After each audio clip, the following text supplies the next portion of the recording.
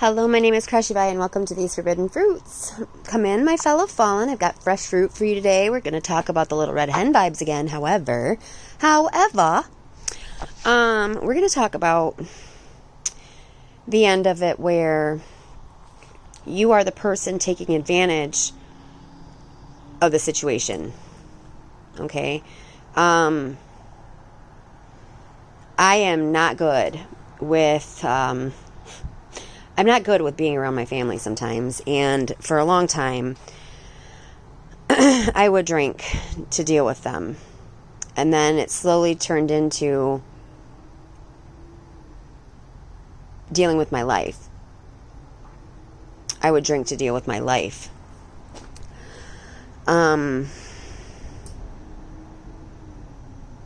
It went from manifesting a dream with someone who obviously, and not unbeknownst to me, we were together for 8 years. It was very known to me that he did not want me, and he was not going to stay with me. And I knew this, however, I was sober, and I was taking care of our child, and I was alone all the time.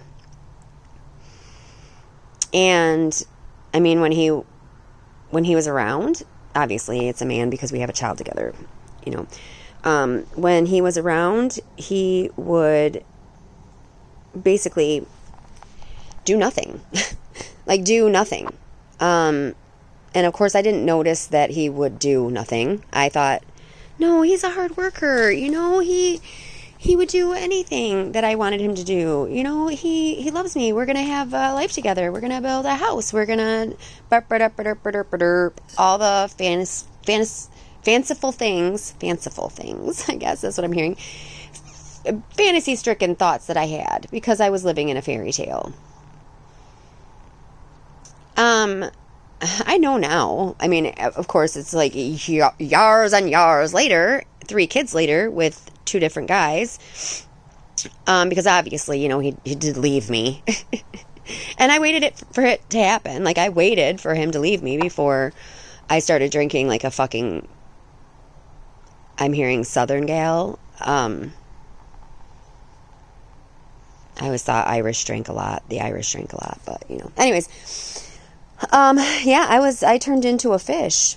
And not a Pisces. Not a Pisces. A lush, I should say. And I did my time.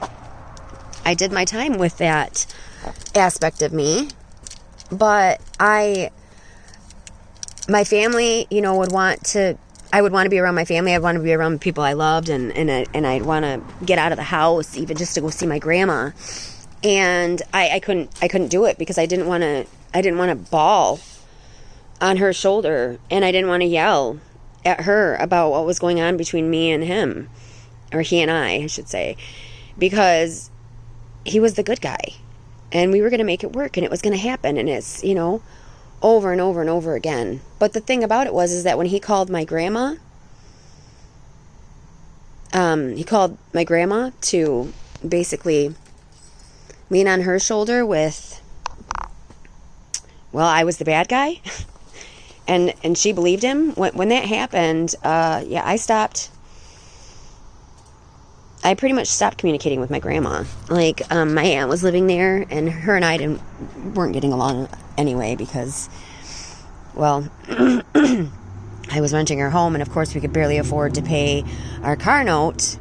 So then rent was just that much more. And so we weren't getting along. So regardless, I'm going to say that he would go to her with everything, knowing that she was my only family, my closest family, like a mother to me. Now, my mom, on the other hand, her and I, we just didn't get to talk very much because, well, she was always dealing with my dad, and my dad needed attention, just like Jonah, just like, sorry, broski, but I threw your name out there. Anyways, just like my daughter's dad. And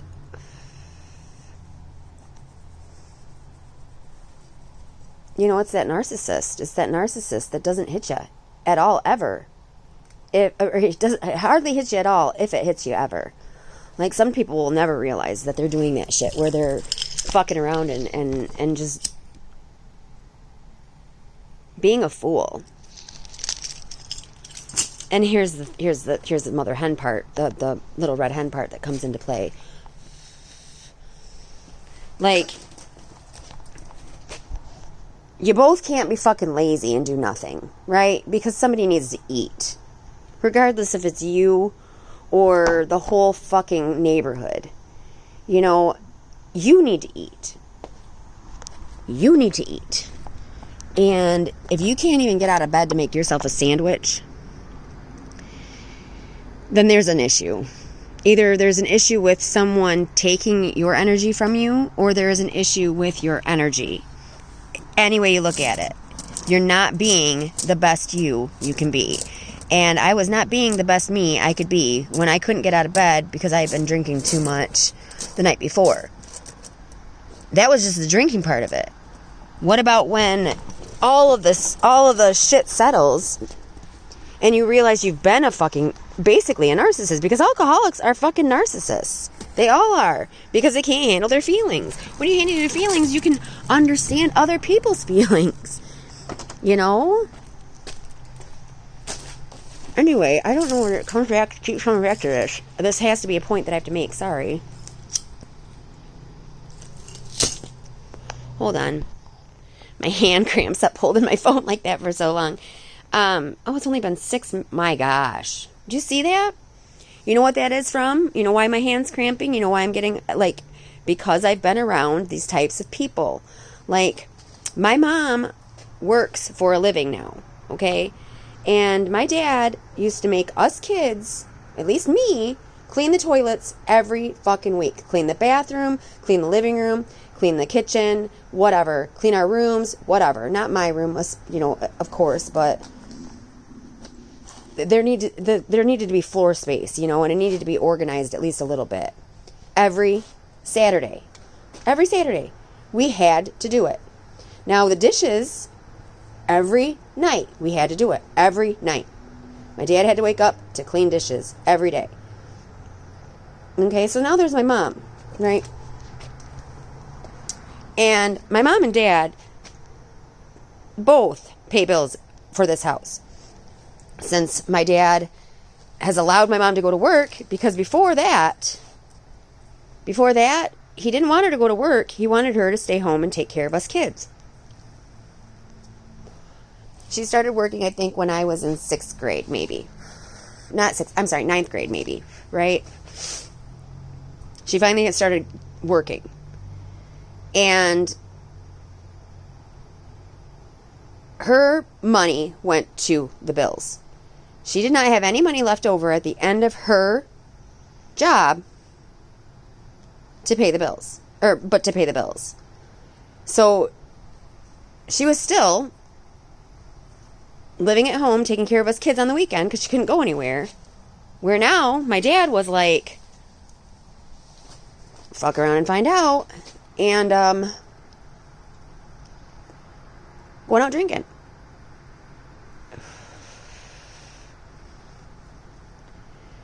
This is where my mom fell apart.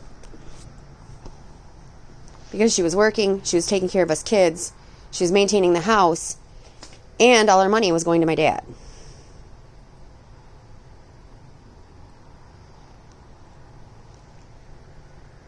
Granted, the house may have been paid off, and they make me moving into my dad's house. It does not make it my dad's house. Because my mom pays all of the bills, and has been paying all of the bills since she started working.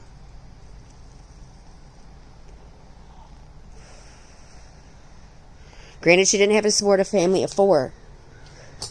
But she can't even help her family. Because she has to still be there just in case something goes wrong. Because he wants to know where she's at if she gets out of work late. He wants to know what she's doing at all times. Do you hear the crows? Crow. This is a crow call to all my ravens out there. This is for you. This is for you. I don't want to name any Ravens, but I do know some people actually with the last name of Raven. So don't, and you don't have to listen to this, but Ian says hi. My stomach just growled to confirm that. And you don't need to know. He's always there when you're like, hey, I need some. He's there. Just like Shawnee's there. Just like everyone that I've known that has passed on is still here. Just like everyone I know that is not being suffocated by a narcissist is still here for their family too. Everyone that's still on this earth is still here. People that you have had, relationships with, their energy is still here. You are never separated from that energy unless you separate yourself from that energy. And you're never alone. Ever. You're never alone. But when you need to separate from people's energy because you're the only one at this point plowing the fields,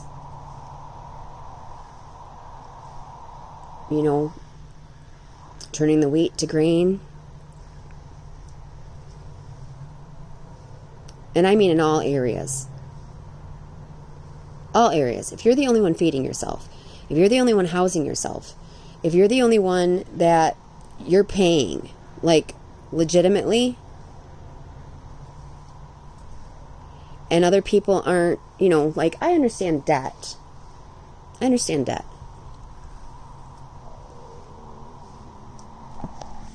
My stomach growling. Do you hear that? But if you can't maintain the house, or at least help with the bills to maintain the house, if you're not doing anything to provide any kind of assistance in this relationship when I need it, then why would you think for 1 second that I would offer you my energy? Why? Because I'm the only one that needs to make sure I eat. And I am the only one that makes sure I eat. Children have that same issue. They can't choose who takes care of them. The thing about it is we want to pretend like our children are grown-ass adults at the age of 18. Not when they've been emotionally neglected. Because as an adult, you have to deal with emotions. And if you can't deal with emotions, then you're going to drink. Or you're going to smoke. And you're going to say, it's okay if I go out with this person or that person. Because now, I'm never in my fucking right mind. I am never in a place where I can talk about my emotions. I am, because they're so either numbed, or all I have is nothing. Legitimately. You can't talk about your emotions when you're with a drunk, because they just feel the energy with a drunk. You cannot talk about your emotions with a drunk, because they just feel the energy coming off you and they will reciprocate that energy. When they are not drunk, when they are sober and they are still throwing things up against a wall, they still have no respect for you or your belongings. They still don't care that you're the one making the bread. Then eat the fucking bread by yourself. And that's how you realize, oh shit, if I have to eat this bread by my fucking self, where does the bread come from? Did I plow that field? Did I separate the wheat from chaff? Did I really do the damn thing? Or am I putting it on someone else to do it for me and then not reciprocating? My friends would come over and help me clean my house when I got too overwhelmed. But I would ask for help. Do you know that right now, I would never think to ask them for help, because I have not reciprocated. I have not reciprocated. I can't go to their house and clean. They have immaculate houses because they helped people that needed help when they were down and that asked for help when they were down. But those people did not stay down. And I stayed down. And now they're no longer my friends. One of them is. But I'm reciprocating now. And she knows that. I reciprocate now. I scratch your back, you scratch mine. Not, please scratch my back. Oh, God, please scratch my back. Oh, please, oh, God. And it could be a midlife crisis if you want to call it that, but I really call it like a coming to Jesus moment, where I realize that if I'm not helping anyone else, but bringing them more and more hardship, then I need to get away from those people. Just like if those people aren't helping me, and all they're doing is bringing me their sob story, then I need to get away from those people too. Because then I become someone with a sob story. Because that person does not want to do anything except for escape and run away from how they feel. And maybe you find someone that wants to just sit around with you and lay in your misery. But I don't. Because I don't want to be miserable. And maybe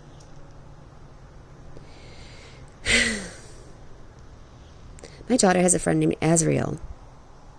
And Azrael means the angel of death. But my sister-in-law, she decided, now mind you, my daughter changed her name from Kai or Jonah because, but it's not, she's not a junior. But she changed her name from, I didn't say that. Sorry if I said your dead name, honey. She changed her name because she changed her whole being. She was no longer Kai, the one that was struggling and the one that was having a hard time with her emotions. She was no longer that little person, She was now Daisy, strong, triumphant, kind. She changed her name. Her friend Azrael, that's not their real name, her or he or she. That's not their real name. No, that's their online name. That's the name they use online. My daughter, the panda bear. My son, the stink bug. My little lady, the Luna. The petunia. Anyway, I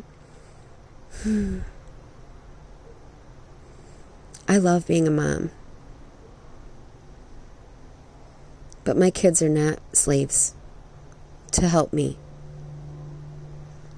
And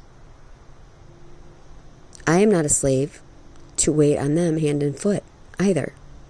Sometimes instead of neglecting our children, we overcompensate for the neglect. Sometimes while we're neglecting them, we're still overcompensating. We can do all the things, but we can't talk about emotions. Because I'll cry. And I don't want you to see me cry. And then there are some where it's like, Mom, I just need to talk to you. And you can cry if you need to. But they're older. 13-year-old boys don't need to hear their mom crying all the time. Don't want to see their mom crying all the time. It breaks their heart. Breaks my heart to do it. Now that I know it breaks my heart to do it, I need help having someone else take care of them. But someone else isn't taking care of them because I'm an alcoholic. Someone else is taking care of them because I was strong for too long, hiding my emotions, ignoring my vulnerabilities, not talking about anything, because anything I talked about, I would go into a fit of either rage or sadness, tears, because it was heartbreaking. Shit was heartbreaking for a long time, but it's not anymore. And even if I only have a 2x4 foot plot of land, I'm going to till that bitch. I'm going to plant those seeds. I'm going to water any little plot. And you know what? They save your tears, and they save your tears.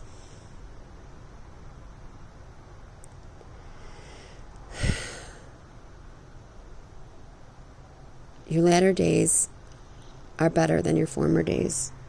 What does that mean? Somebody who comes in at the very last minute and busts their ass will still get the same payment as someone who came in early in the morning and leaned up against the fence post while they watched everybody else do it. You don't get to be the supervisor anymore. I don't get to be the supervisor anymore. I get to be mom. I get to be a mama, and a good one, that can talk about feelings and not bawl her eyes out every single time. Although sometimes, like right now, when I talk to my 13-year-old son, that's all I want to do is cry because he's not with me. But he will be. He is. He is with me. We're just separated. And I don't want to separate from his energy any more than I want him separating from my energy. But I also don't want him to feel the kind of energy that I've been around. And so I'm glad that he's safe and tucked away right now. And my daughter, too. My daddy-do, though, I mean, she was exposed to this too much. So it's acceptable. But it's really not. It's really not. However, if she's plowing land that isn't hers, that's one thing.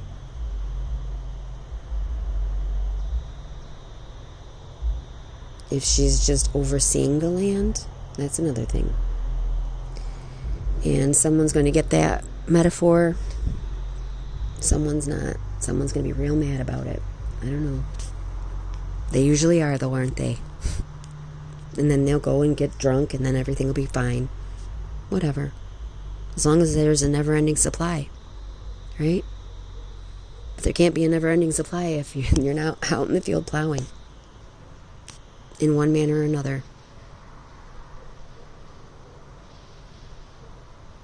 And if that's taking your life away, then why in the world would someone else want to sit around and watch that happen? Unless the name was Adriel, which is the angel of death. Right? Or not. Or not. Azrael was the angel of death. But I looked up Adriel the other day because that rings true here in this family. Like, I know someone that's connected to my family that has an angel of death around, and yet at the same time doesn't want to plow the fields to plant the wheat to figure out who's chaff and who's not. Doing everything they can to make somebody happy and peaceful and at harmony. In harmony. Before they take them away. But they don't want to go away.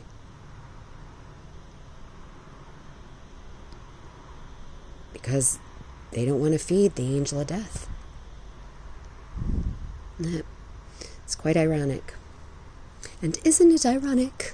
Alanis Morisette. I realize that Alanis is quite like Atlantis. Atlantis. The Atlanteans and the Lemurians.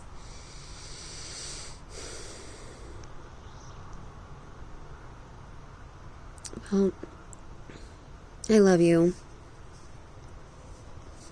Whole nother rabbit hole there. I hope that you're doing well and taking care of yourself, taking care of your plot of land.